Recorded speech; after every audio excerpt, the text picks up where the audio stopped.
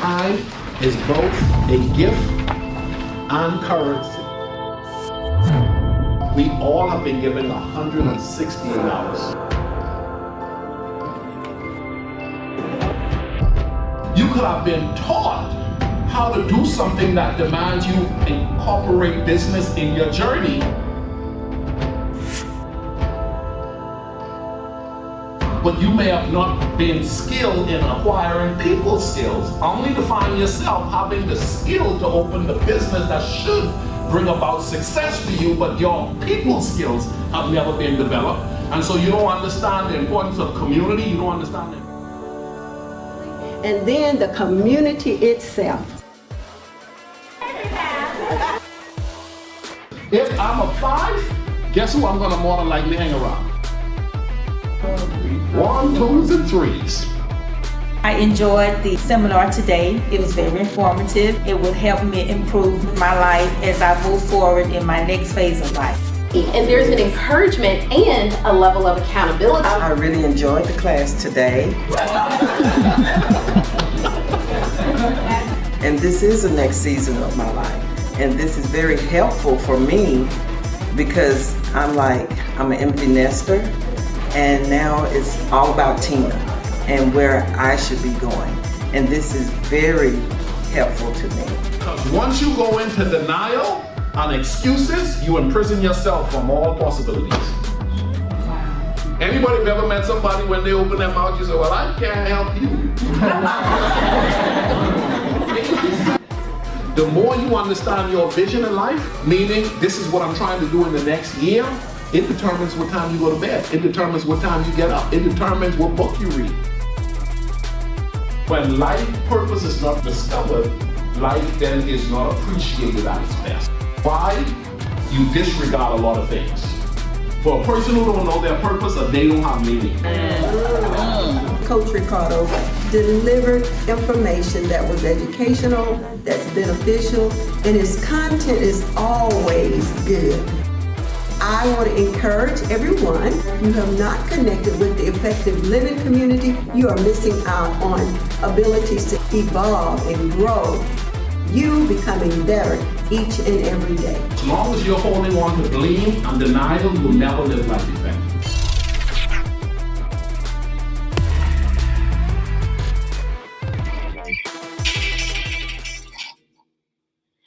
Good morning, rise and shine, beautiful people. This is Coach Ricardo Miller, and I'm telling you, man, I'm ready for this conversation. I'm ready for this week. I'm ready for this month.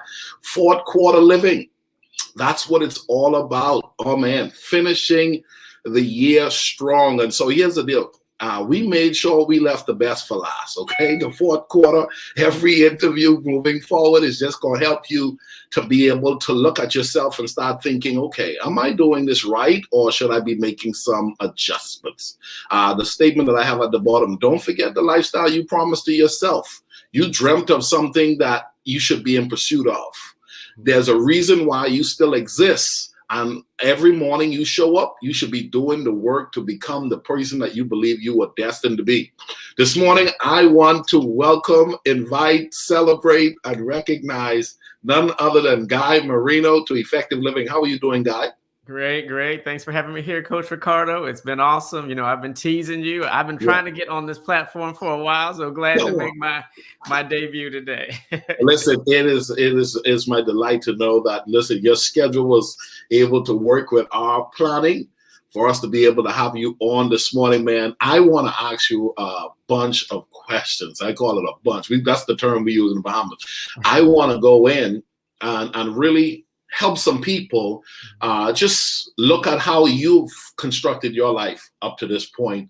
And maybe there are certain principles that you've applied that would have helped those who are looking from the outside in to be like, there's a light bulb moment, something that can really bring about direction for someone else. So it's amazing how a person life can do that for another person. And so let's start our talk off this morning. Tell our viewers a little bit about Guy Moreno. Sure. Well, by way of background, my name is Guy Moreno. I am professionally an attorney by trade, MBA as well. So business law is definitely kind of my area of expertise in the beginning. I am probably more known for being the husband of the illustrious Esther Moreno, and the proud father of our two little ones, Grace and Gideon. We live in Huntsville, Alabama. I work for Caterpillar.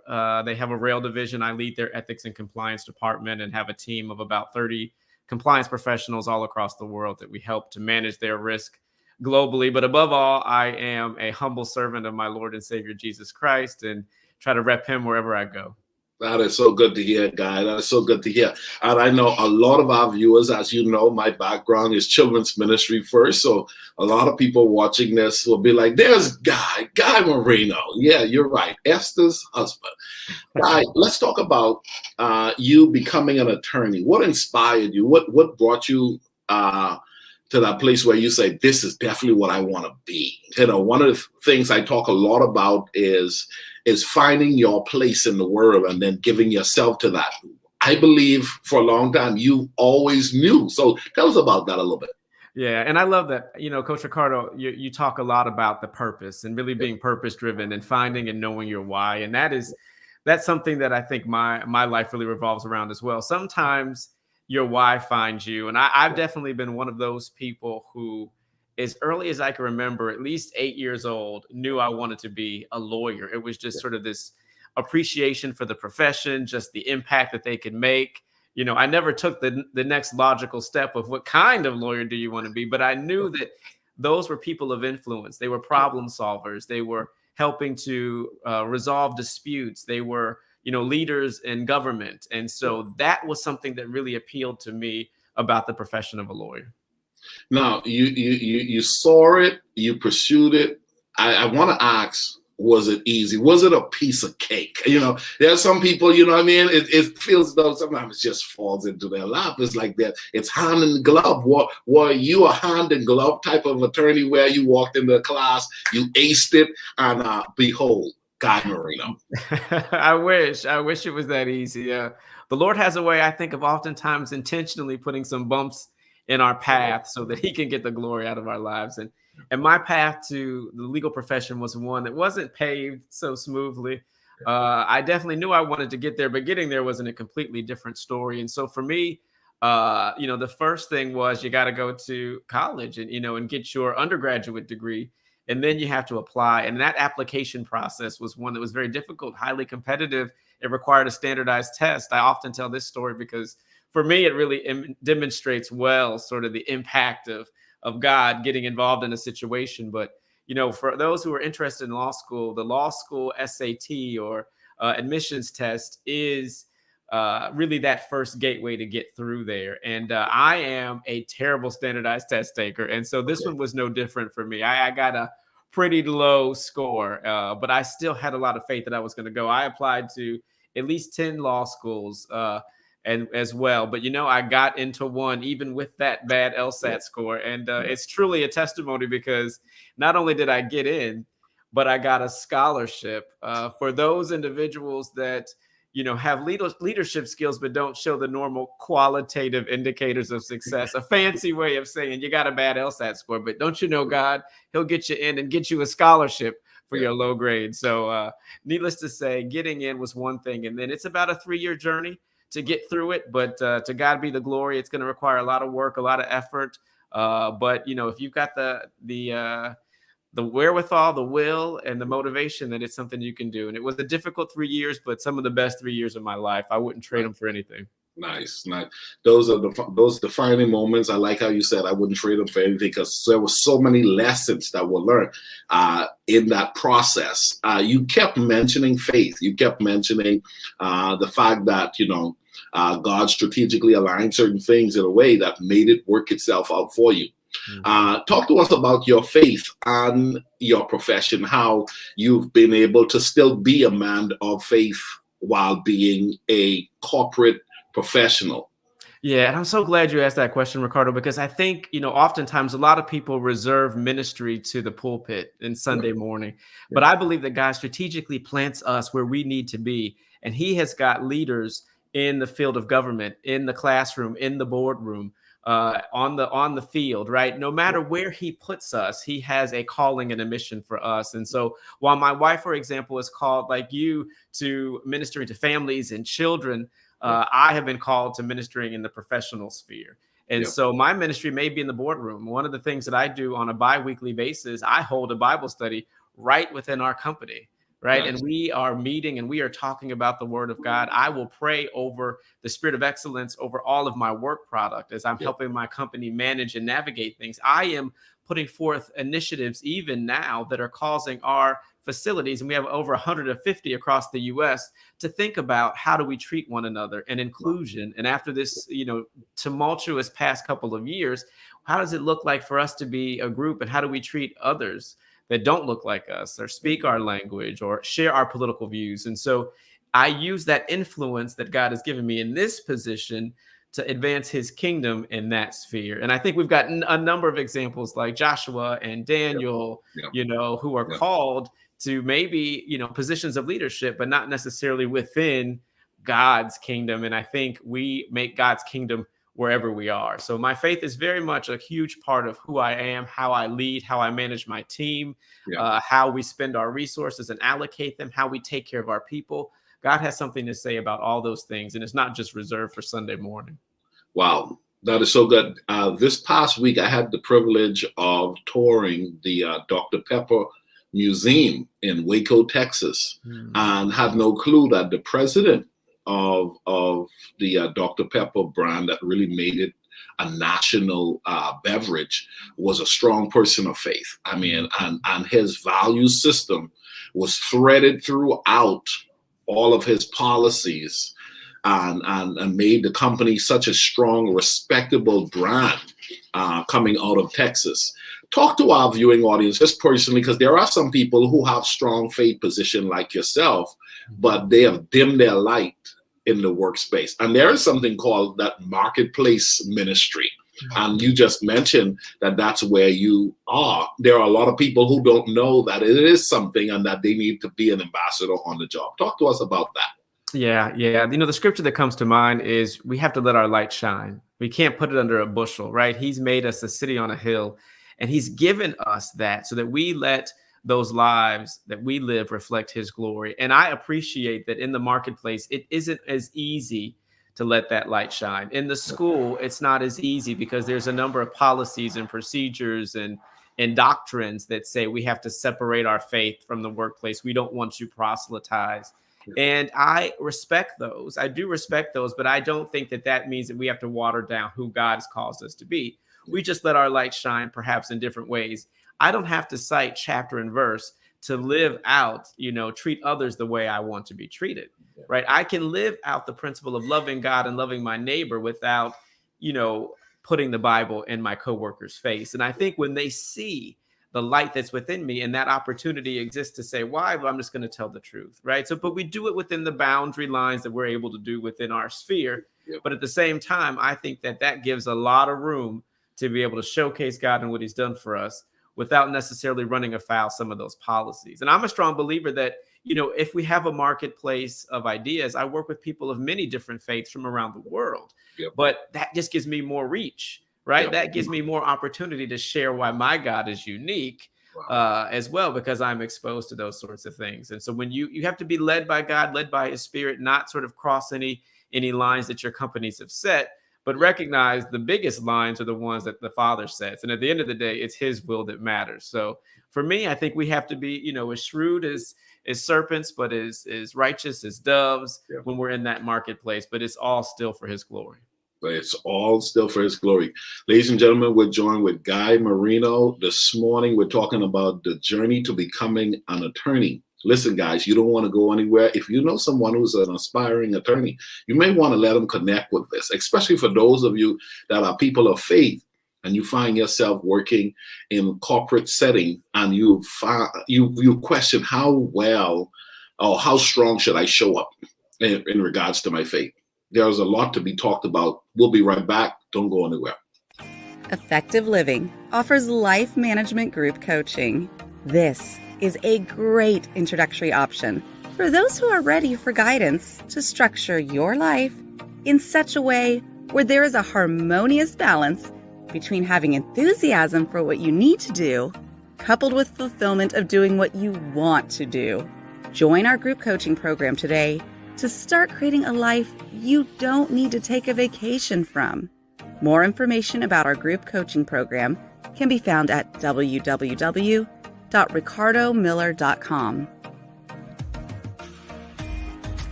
Ladies and gentlemen, welcome back to Effective Living. I enjoy these early morning talks. You know, Monday is known to be one of the most dreaded days of the week when it comes to people and their jobs. And I'm talking creating a life you don't need a vacation from. And some people are saying, Ricardo, how do I get it? How do I do it?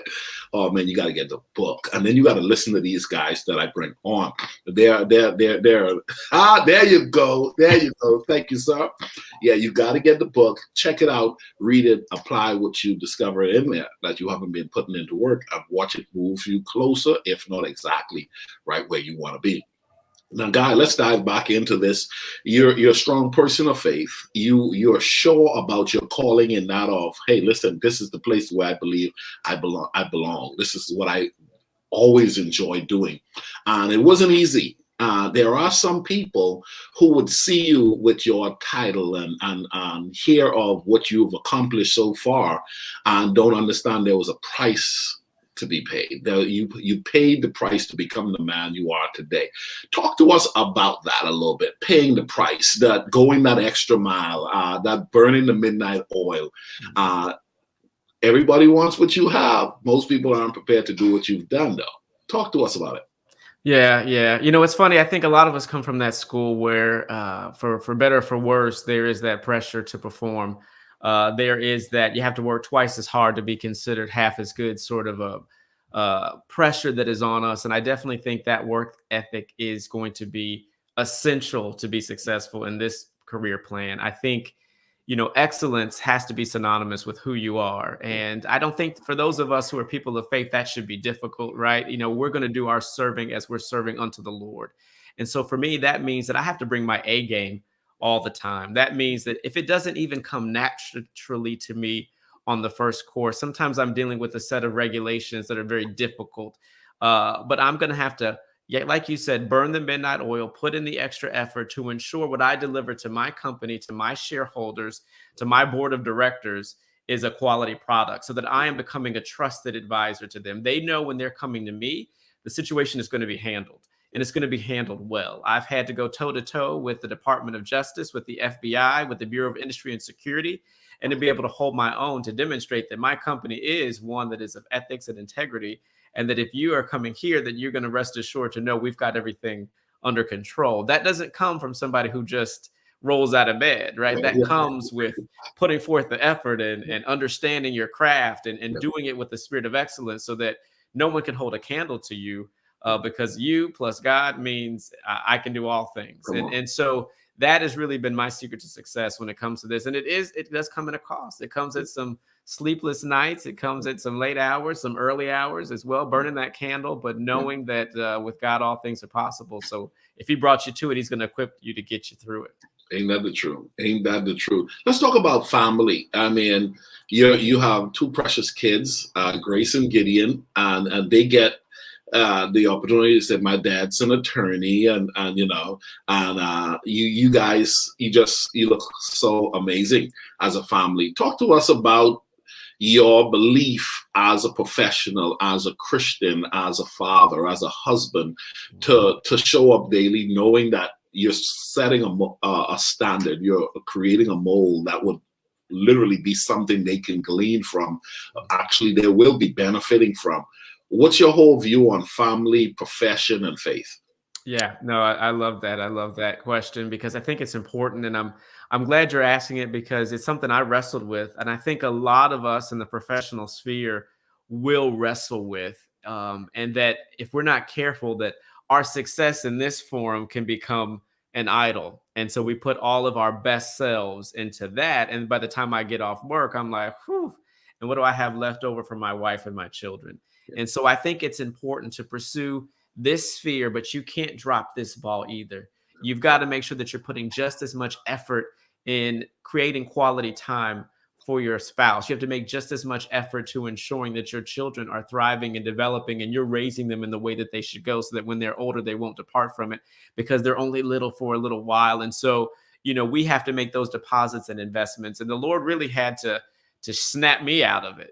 Esther and I had early in our marriage gone to marriage counseling to really kind of recalibrate us, to make sure that they don't get lost in the shuffle. And so they are just as much a priority to me now. I need to be just as intentional I am with my 3, 4, and 5-year professional plan as I am making sure they get those critical life skills, that they become people that are children of God, that understand their identity in Christ, that understand what it means to be kind and to be loving, and that we have experiences that we are creating so that they're memorable. They'll look back on their childhoods and they'll know that they were loved, and that we can be those models of what being excellent is, not just in the workplace, but also in the home.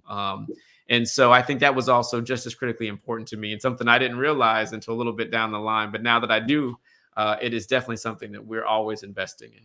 That's so good. And the truth be told, our kids are observing us. Mm-hmm. Our kids are observing us. The story is told of a mother that I heard a long time ago, who, she did everything she could to make sure these kids got all that they needed, only to find them becoming adults. And one day talking to the daughter and say, they're having a candid conversation. There's always that one child out of a number of kids who the parent has real good, open conversations with.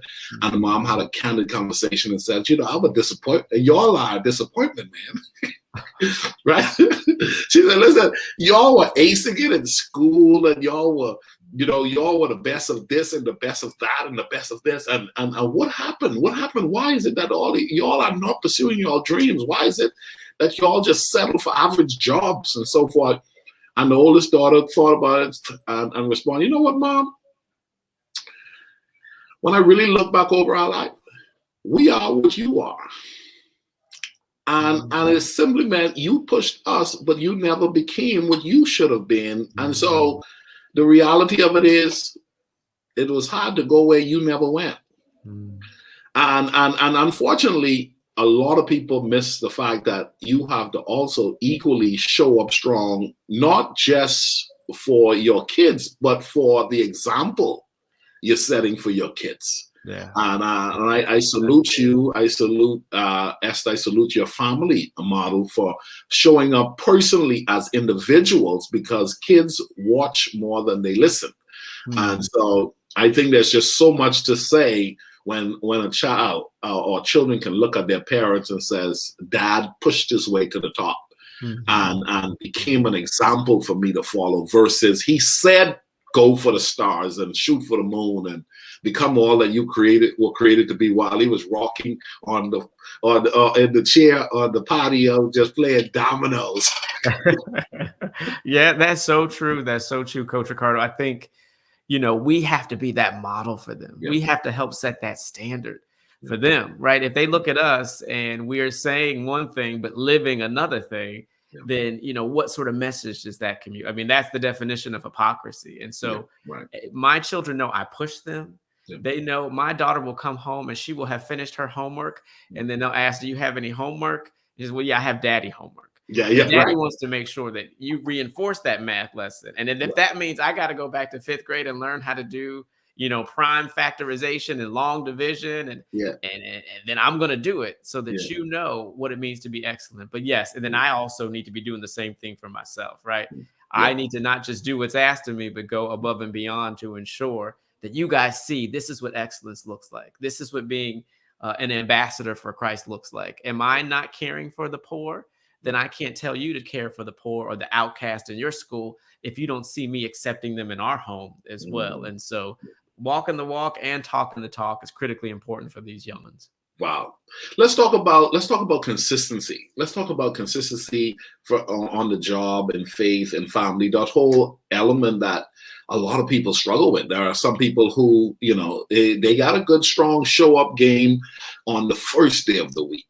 Unfortunately, they fizzle off. And I know from a corporate professional space that you're in, it's a joy to meet somebody who shows up the entire time, every time. How important is that? It's critically important. It's critically important. like I said, I have got a pretty large organization that I am responsible for, and I look for that. I need to know that you're reliable, that you're dependable, that you're a consistent person because I am expected. All it takes in my profession is one mistake, a reputation that you have been growing for nearly a century in my company's case can be ruined in a nanosecond. Wow. One misplaced event, one violation of the law, and there we are. We're on the front page of the Wall Street Journal. There are actually, for my company, Wall Street Journal writers who are assigned to us, right? Anytime there is any sort of thing in our publicly reported and disclosed documents or otherwise, it's going to make the news. And so I have to ensure that our reputation is intact. I can't fall asleep at the wheel because all it takes is one instance for this reputation to come crumbling down. And so, for me, that dependability, that reliability, that consistent effort is key, in all those spheres of our life, because if we're not, right, then the opposite is just this level of volatility. And then, you can't have salt water and fresh water flowing from the same streams. We have to be consistently progressing in what we do. And I think that really applies in every walk, in every sphere of influence that we have. Guy, you said that so well. I have to ask you this question. You're now an attorney. Have you stopped reading books? Have you not gone to a class? Do you consistently still engage yourself in the behaviors of a learner or a student, or have you graduated from being a student? I mean, I don't know. I'm just asking. Oh, you have to. You have to. In my profession, it is actually mandatory for us. Every year, I have continuing legal education requirements to keep my license active, and that's because the law is constantly evolving. As we speak, I am reading Biden's mandate around mask and vaccination and trying to apply that to my company and the government contracts that we do. I am constantly reading, right? Not only just for professional purposes, but for my own enrichment purposes. In addition to your phenomenal book, I'm also reading right now one about beyond colorblind and trying to create inclusive spaces within our churches, or within our domain and sphere of influence. So I think, I'm constantly trying to read even more on areas that are of interest to me. I do a lot of international trade. So understanding, the rules around export and import and how different nations are trying to increase, through free trade agreements, their sales between one another. And so, how my company can take advantage of that, how the global markets work, not for my own investments, but for other things as well. So to me, I think, the more you know, the more you grow. Readers are leaders. And this is really important for us. If we want to excel, that's how you do it. You kind of build on the other knowledge that others have and just continue to apply it to your own life. And obviously, every day I have to get in the Word of God because that knowledge is timeless and it's going to truly have an eternal impact. But absolutely, I mean, I am someone who is a consistent learner and really enjoy growing in that regard. Do me a favor and challenge our viewers. I'm a strong believer that I think everyone should be lifelong learners. And unfortunately, there are people who would believe after they've gotten that master's that they've arrived. And there are young people who after high school, they said, whew, I'm done, or a couple of years of college, well, that's not necessarily the case. Talk directly to our viewing audience about becoming a lifelong learner to be able to benefit from whatever lane they find themselves living from. Absolutely. Absolutely. So no, if you're watching today and this is something that you've not already taken to heart, I do pray that you would lean in to becoming a learner, right? It's an opportunity to study, to show yourself approved. It's an opportunity to refine yourself and to better yourself. It is an investment that you're making in your own growth and development. And what better resource than to invest in yourself, right? What other investment do you have? You've got one life to live, and you're going to want to make sure that you are living it not only for today, but for tomorrow. And those deposits that you make into yourself, right, are the ones that are really going to pay dividends that nobody can take from you. I wanted to get my MBA because I recognized that there were lawyers that were able to speak the language of our clients, that knew profit and loss, that knew how to allocate expenses in a way that I couldn't articulate.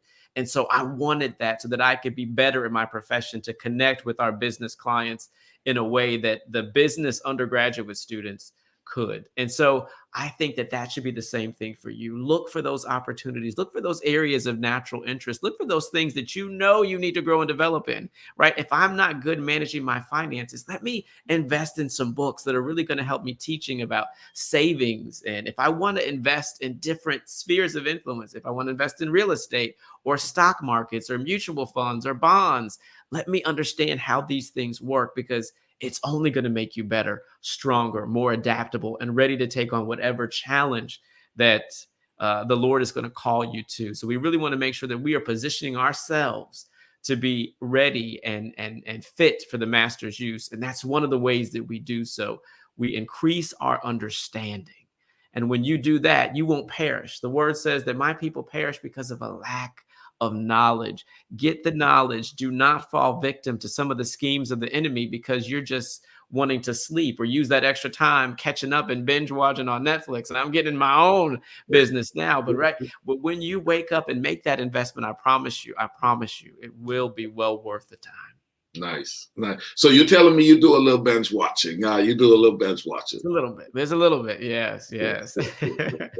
Good stuff. Listen, man, let's dive into a few more questions I have for you. We're talking effective living. My goal is to help people as much as possible manage all facets of their life. We have this effective living boot camp coming up. I'm really excited about fitness, health and fitness. On your journey, obviously, you realize your body is the vehicle God uses to fulfill your assignment. What have you been doing in regards to fitness and taking care of this body that God is going to use to do all that he's desiring to do through you in the earth? Now, here's the deal. I remember you and I, we did a 5K in Alabama. So I know you've done a 5K or a few 5Ks. Tell us about this, any fitness or health management process that you're working into this busy life that you have. Yeah, no, absolutely. Actually, I'm glad you asked that question because Esther and I ran a 5K this morning. Nice. We recently started trying to wake up every day and do a run together. Good. And that's been really good. But, that is a recent advent. This is probably just week 2 of doing that. When the pandemic hit, it completely disrupted my workout routine because I've been working from home. Yeah. And for any of those viewers out there like me, you recognize that you got some steps in just getting ready for your day, getting in the car, driving to the parking lot, all gone. Now my cabinet with all of my snacks is a lot closer than it used to be. And so I did put on some of those pandemic pounds. And my doctor told me I needed to lose them. And so that was inspiration for me. Okay, I need to start doing something. So what we do is the runs I told you about, and I try to do 30 to 40 minutes every other night of some weightlifting as well. And that's kind of one of the things that, like you said, Coach Ricardo, we got to make sure that our temple is right. We want to make sure that we have this longevity. I love your quote about getting better with age. And I think if we're going to have that, we're going to have to make that investment in these temples as well, because you only got one. And I don't want to be one of the ones, high cholesterol runs in my family. And so I need to be aware, get educated, and start making the right dietary and physical health decisions, exercise, rest, water, to make sure that this temple is going to be able to be there when my grandkids come around. So that's part of the goal. And the truth be told, you could have another of what you currently have in age right now in front of you. Isn't that interesting that I'm thinking, I was talking to my spiritual mom not so long ago, and I just turned 46, as you know, I could still have, without incident or accident, if God would have it, as he choose, another 46. That 46 is a big number to me, but there could still be another 46 in front of me. And, that's one of the reasons why I've been pushing this health and fitness segment within the whole effective living model. So for those of you, ladies and gentlemen, that are watching us, if you're in the Dallas-Fort Worth area, go to our website today. Register for this 5K run walk. Come on, I've been working out. I've been putting it together. We're going to show up, and we're going to show up strong. And this time we're coming to Dallas, Texas. All of our fitness events have been held in Arlington. But guess what? Dallas, we're coming to Dallas. We need you to show up. Go to our website and register. You will enjoy yourself. There will be all of the Effective Living community crew popping in and being a part of this experience. Guy, let's talk the future for you. What does the future looks like for you as you sit here today on this beautiful Monday morning thinking, you know what? Yep, I'm an attorney. Yep, I have a beautiful family. Yep, but there are some things that I'm still looking forward to. What would some of those things be, if you would share with us? Absolutely, absolutely. I think, I am somebody who is constantly seeking the Lord about what is next, Father. And I know in the short-term future, I am planted right where He wants me to be for this season. And in this season, there's still some lessons to be learned. And I can see Him unfolding that around me. Just this past Friday, I just found out that my team is doubling in size as I gain responsibility for our environmental health and safety requirements. And so that's a new sphere that He needs me to gain some expertise in. But also it means that I need to be becoming more prayerful, becoming someone who is more aware of the needs of the least of these, and investing myself in my local community. And one that is really petitioning Him for signs and wonders. So I'm believing that God is going to expand in this next season our ministry exploits to greater His kingdom. So there's a lot more spiritual depth and growth. I think professionally, I'm just going to continue to go here and see if He calls me into a different sphere, maybe at business, maybe at ministry. So long term, I'm excited about what He's going to do. And my hope is that it involves some level of international or foreign policy sort of connections. But like I said, my life is in His hands, and ultimately I want to do what's going to please Him. But looking forward to the next decade or so, or like you said, in my case, the next 38 years, whatever they hold. I mean, when you think about it, there could be another 38 in front of you, Guy.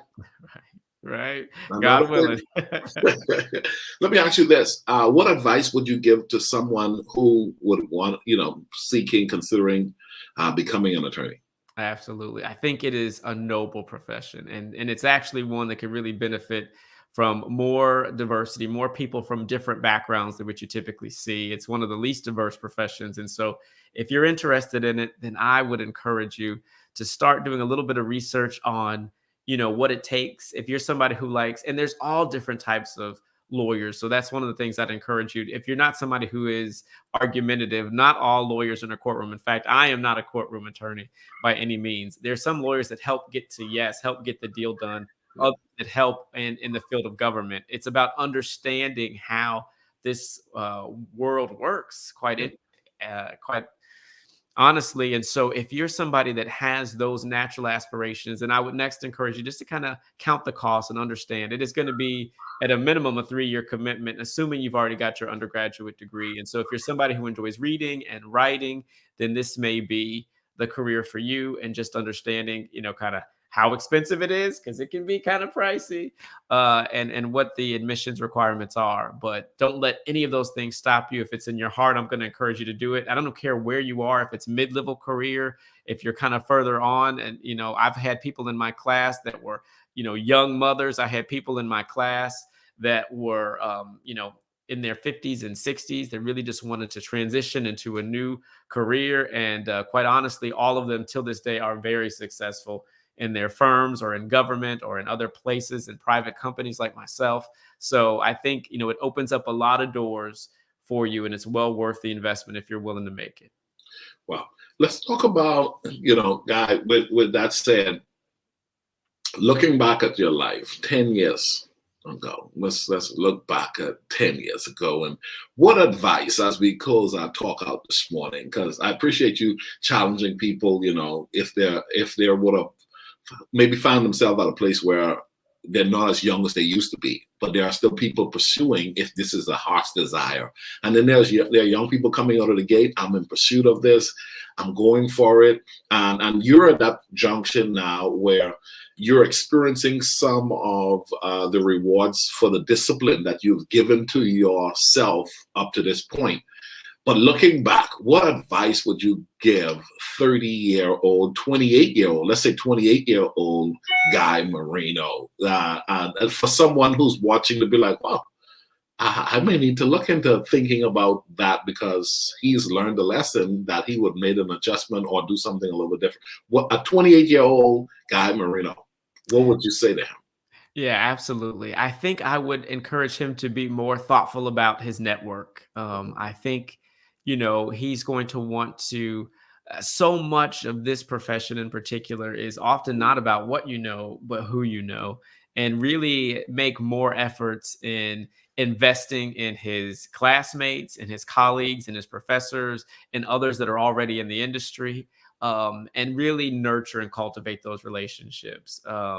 That is something that will never fail you if you continue to surround yourself with people that are really aspiring and trying to do the best. That's why I love that you do this, Ricardo, because it is a community, and that community together can hold each other accountable and motivate and refer one another for great opportunities. And so I think making that necessary investment, I think I would also, as always, encourage him to seek first the kingdom and all of its righteousness, and recognize that everything will be added unto him.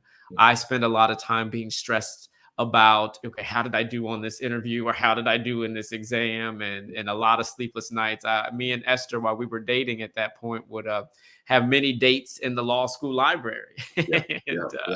And maybe I didn't have to be so anxious about what the future held, because I should know who holds the future. And so in that regard, I think I would probably, say it's okay.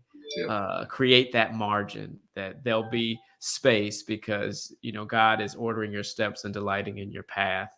I would also have him be a little bit more intentional about health and wellness, and savings, because the time value of money is ridiculous. So I'm like, hey, if you just put a little bit away now, it's going to really grow into something later. So if I had that 10 years on my side, I'd probably make a few different financial decisions as well. But off the top of my mind, those are some of the critical things I would think about. Good stuff. Good stuff. It's amazing. I'm going to highlight just a little bit on number one, that network, and how you mentioned the play on those who would have been in law school with you, or the different offices and the professors that you would have met over the years. And I think there's a statement out there that says we're about 4 to 6 people away from anybody. Mm. I mean, 4 to 6 people away from anybody. In other words, the professor who knows the governor, who has the phone number of our president.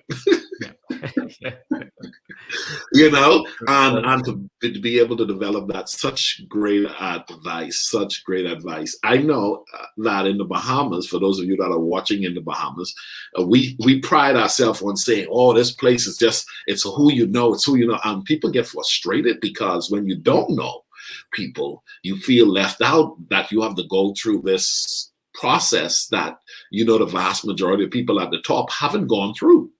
And it could be really, I put in the work, but I have to join a line that 99% of the people aren't even going to get the opportunity that's on the line, because the line is just the process that they've put in place to follow certain forms of procedure, but the network is where it's at. Yeah. It's so true, Ricardo. I mean, I think, in my mind, I have resolved that I want any advantage I can get. So I'm absolutely going to prepare myself so that when that door is open, I am going to be excellent in what I do. So that means I'm going to study hard. I'm going to have the business acumen. I'm going to understand the language. I mean, I am going to be ready. But at the same time, it doesn't hurt me to know the people that have already entered into that door and build relationships with it. That's just going to give me a greater advantage, so that, it'll be a double threat. Not only does he have the relationships, but he also has the skills to back it. And so this is our obvious candidate, because we like working with him and he does an excellent job. It's not just going to be pure relationship, because I agree with those folks that say, hey, nepotism is bad. Just because I'm the governor's nephew doesn't guarantee me the spot. Right. But, I want to make sure that I've got the skills, and the relationship is only helping to, create that seamless pathway a little bit more easier. Guy, when it comes to relationship, I got this revelation a few years ago, and I teach it to a lot of my clients, and that is, I just got a text. That is that the kid who has the most friends on the playground can't be bullied. The kid who has the most friends on the playground can't be bullied. Ladies and gentlemen, we're joined with Guy Moreno. I just want to thank you, Guy. Great interview, man. Keep soaring. Such good content. We love and appreciate the Moreno family. You guys are a beacon of light and hope and encouragement to so many that are watching you both from a distance. And so thank you for joining me this morning. My pleasure. Thanks for having me. Ladies and gentlemen, Effective Living, register for our upcoming masterclass that's going to be happening in December, or go to our boot camp. You don't want to miss these events. Effective Living will be hosting. Guy Moreno, thank you once again. Have a great day, sir. Thanks. You too, Ricardo. Take care.